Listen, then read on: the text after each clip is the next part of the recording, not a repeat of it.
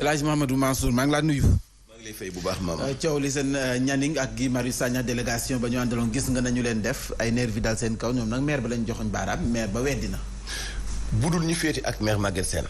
kan moo am intérêt pour song Guy Marius Sagna sur le terrain. mooy laaj bi. waxuma moom la de mais budul ñoom kan moo am intérêt pour song Guy Marius Sagna mais gravité bi mooy comme li am Ngadiaga wala comme li am Madina Wandifa nga xam ñooñu dañu leen a song. fii moom administration bi moo ni balaa ku mel ni Guy Marius Sagna duggati foofu ci askan yi di leen jaxase nañu am autorisation mais dans quel pays sommes-nous? Autorisation. Pourquoi Guy Marius Sagna di dem fenn ci Sénégal di demander autorisation bi ci des Guy Marius Sagna cause bi muy défendre dafa noble et gis nga histoire bu la nettalee nga am gàcce la nga doxaloon moo ñaaw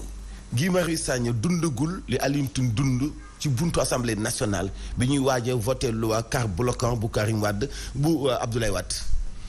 li booyi PDS defoon Alioune Tine moo gën a ñaaw ana mu tey coow loolu moo dem ba ñu daanu gis nga nguur bi daanu dañuy violent mais nit xel mënta nangu benn jeune Guy Marius Sagna bu demee xool sur le terrain xoolam ak kàddoom lan la mën a changer ci décision boo xam ne jël nañu ko foofu kon pourquoi ñu koy song lan moo tax ñu koy song duñ ko bàyyi mu dem constater les choses après ñibbisiwaat et cause bi muy défendre ma ni képp kuy patriote képp kuy sénégalais nga sérieux ci li ngay doxal waxuma nga ne politicien de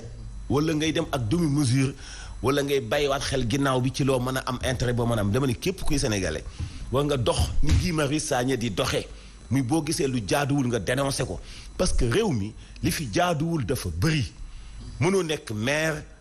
ak gox bu mu mën di doon ngay doxale ni mu la neexee mënoo nekk chef d'entreprise ngay doxale ni mu la neexee di dogal sa bopp salaire di soppi ay texte pour gën a indi sa nekkin wu sell comme li ñu annoncé démb ci fédération basket loolu mooy lan soppi texte pour yow sa toogaay gën a baax pour nga gën fa yàggaat yu mel noonu moo war a dakk déjà illégitimité la ñuy nekk ñoom maire ca googu xaadi seen mandat jeex na bu yàgg xamuñu lan moo leen fa bàyyi mais bu ñu gisee lenn lu leerul man li ma gënoon a préféré mooy maire bi ñu tuumaal xaw ma moom la wala du moom mu envoyé fa moom intellectuel la ñi ko seqee ay intello lañu mu envoyé kenn rencontre Guy Marius Sagna mais Guy Marius Sagna bu demee yoon ko sur le terrain mais du taxaw di tontu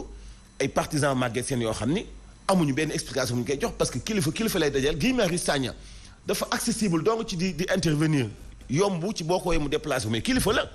parce que leader d'opinion la. day wax ñu koy dégg bu wootee conférence de presse nit ñi dañuy dem. loolu lu mat a bàyyi xel la ba tax na agression bi nañ ko bàyyi parce que ñoom décision bi ñu jël muy ñu ànd Guy Marius Sagna fu ñu leen ko mbaxatee ñu timbax leen ko loolu mooy indi fitne et mooy indi violence te mun nañ ci bañ a yegg kam Sénégal la am na droit dem fu ko neex. dëkk doo refee koy tas nañ ci bàyyi xel ñu wutali sa Mbuur préfet ba jëlub dogal ne kon lépp lu ñu doon liggéey ci coowal ndengaleer gi ci juróom-ñetti fukki hectares yi nañu ko tegandi ci suuf ni ab liggéey waaye nag askan wa yeewoo sa ndengaleer nee nañu dégg nañu ko jox nañu ko nopp bu baax bi waaye appal nañu ko ñaari ay bés bu fekkee nag waxtaanee nañu ko ñoom dinañ delluwaat seen i tool wéyal seenu mbay ñu teewlu ñenn seen kàddu Alioune Badara Sonko. mais su boobaa ils seront dans l'illégalité xam nga affaire ndengaleer bi boo ko xoolee daaw. waa ndengaleer dañu gagné woon la bataille de l'opinion. La bataille de l'opinion boo ko dee wax mooy nit ñi ils réfléchissent avec le cœur davantage avec la raison parce que contexte yi nu mu demee loolu la ak pas bi ñu ci teg ak yooyu mais depuis état bi dugg ci ren nekkatuñu dans la bataille de l'opinion on est dans la bataille du droit te su ñu nekkee dans la bataille du droit on ne réfléchit plus avec le cœur on réfléchit avec la rationalité avec la raison affaire bi ndeysaan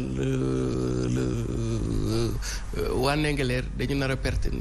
leer rek xam nga koy xale yi waxee di sek lastek xam nga par exemple ku am titre foncier kooku dafay am li juriste yi tuddee droit de propriété mu jox ko usufructus fructus abusus alors que yow su fekkee amuloo titre de foncier yow droit d'usage rek ngay am beneen bi mooy fu ñu ci toll nii am na bu ci état bi xësee ba dugg état bi dootul waxati directement ak population yi xam nga lan lay waxal collectivité locale yi lay waxal parce que su fekkee bu daaw bi daan na opposé sédiment ak population bi bu ci état bi xësee ba dugg état bi interlocuteur am principal mooy collectivité locale maanaam personne morale bi moom mooy nekk kii bi troisième élément bi mooy fi nekk objet litige paasewul comme ni ko gars yi waxee 60 hectares ba kii bi te sax ci biir 60 hectares bi fi nga xam ni fa nañu waxee ni ñoom fa nañu bëgg a bàyyee dëgg-dëgg fi ci àlli kalaj gi nekk il paraît que parewul sax 10 hectares donc ñoom fi mu toll nii da ngay xool ni partie boobu aussi sédiment jotagu ko woon sax exploité daf ko bàyyi woon noonu à l'état sauvage. mais nag ñoom waa Ndingler seen radicalité bi ñu def seen nangu ñu instrumentaliser soit ñuy xam ko wala ñu ñàkk koo xam. daanaka moo leen dugal ci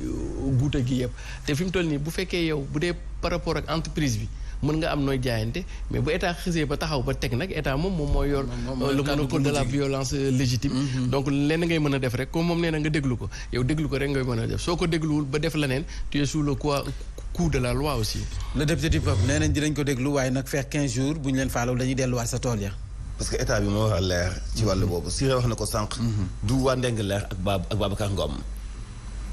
affaire bi commune bu Sindia la ak commune bu Ndiaganiao commune bu nekk dafa am fooyam gouvernement daf fi taxawal benn institution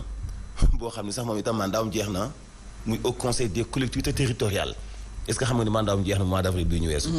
mandaawam jeex na te dafa am ñoo xam président Macky Sall moo leen fa teg par décret am na ci ñoo xam ni poste électif la ñu yor donc ñooñu seen mandat jeex na comme maire yi ñooy am mais bi ñu taxawalee institution boobu ñuy consommer suñu carburant ñuy fayeeku suñu xaalis ñuy dawal suñu ay oto ak yeneen avantages yi nga xam ne am nañu ko yépp ak beneen kuréel boo xam ni itam dafay saytu wàllu territorialisation wu communes yi bi ñu soppee collectivités locales yi def ko ay collectivités territoriales ngir kenn ku nekk mën a xam fan ngay yem ñu jëlee fi conseil régional jëlee fi indi fi conseil départemental amatul conseil rural lépp ay communes la léegi yépp ci biir politique gu acte 3 wu décentralisation mais dafa am lu ko accompagner muy limite 3 fu communes yi état bi fa Aly Ngouille Ndiaye demee daaw